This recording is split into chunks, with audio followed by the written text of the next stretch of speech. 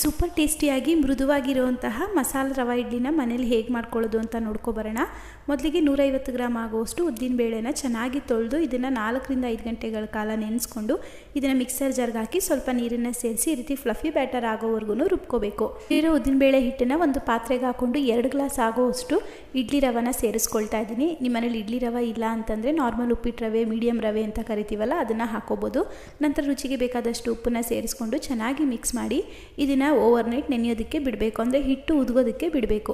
ಮಾರನೇ ದಿನ ಬೆಳಿಗ್ಗೆ ಹಿಟ್ಟನ್ನು ಚೆನ್ನಾಗಿ ಮಿಕ್ಸ್ ಮಾಡಿಕೊಂಡು ಇಲ್ಲಿ ಮಸಾಲೆ ಇಡ್ಲಿ ಮಾಡ್ತಿರೋದ್ರಿಂದ ಒಂದು ಕಡಾಯಿಗೆ ಸ್ವಲ್ಪ ಎಣ್ಣೆ, ಗೋಡಂಬಿ, ಕಡಲೆಬೇಳೆ, ಉದ್ದಿನಬೇಳೆ, ಕರಿಬೇವು ಇದಿಷ್ಟನ್ನು ಹಾಕ್ಕೊಂಡು ಒಗ್ಗರಣೆ ಮಾಡಿ ಅದನ್ನು ಮಿಕ್ಸ್ ಮಾಡ್ಕೊಳ್ತಾ ಇದ್ದೀನಿ.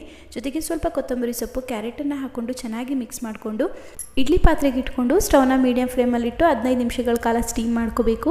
ರವೆ ಇಡ್ಲಿ ಆಗಿರೋದ್ರಿಂದ ತುಂಬ ಬೇಗ ಬೇಯುತ್ತೆ, ಜಾಸ್ತಿ ಸಮಯ ಹಿಡಿಯೋದಿಲ್ಲ. ಇದನ್ನು ತೆಗಿಬೇಕಾದ್ರೆ ಸ್ವಲ್ಪ ಮೇಲೆ ನೀರನ್ನು ಚಿಮ್ಕಿಸ್ಬಿಟ್ಟು ತೆಗೆದ್ರೆ